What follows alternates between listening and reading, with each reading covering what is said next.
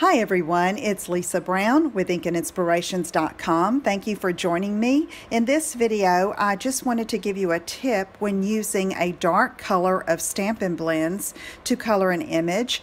In this particular video, I'm going to be coloring this cute little skunk from the Hey Love Cling Mount stamp set from the Stampin' Up! Occasions catalog for 2019.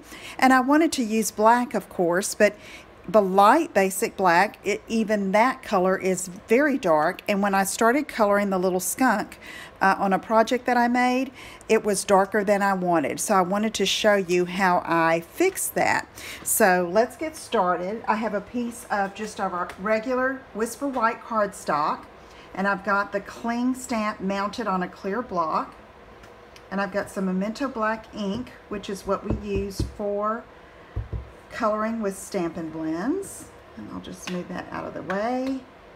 And I've got a piece of cardstock here, just cut big enough to stamp this little skunk here so I can show you. Alright, so first of all, I'm going to take my light basic black and I'm going to color him, all of his face except for his nose, and you can see that is pretty dark, which granted, skunks are black, but for a card or a project, I didn't want that bold of a color for him because he's such a whimsical little character. And so I just kept going, and I thought, well, this will be okay. And the more I looked at it, I thought, I've got to do something to lighten him up. So I'm just going to continue coloring all of the areas that I did for the basic black. And again, we have the dark basic black and the light basic black, and this one's the light, and you can see it is not completely dark, but a little darker than I wanted it. So what I did is I took my color lifter, and this can be used for several things. It's part of the Stampin' Blends collection.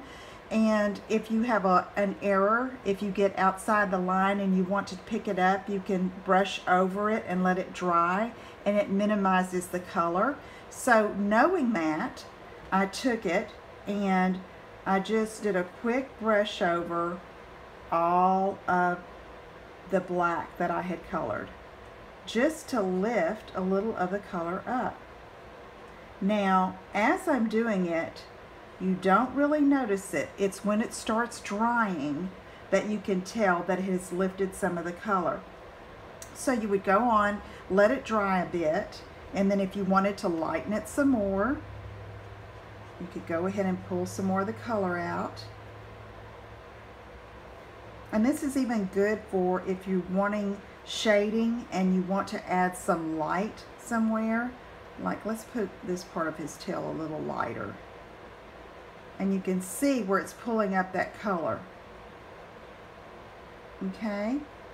And so I just continued to color him, and I liked it a lot better because it let his eyes and his smile show up a little better once I lifted some of that color. So let me show you the finished project.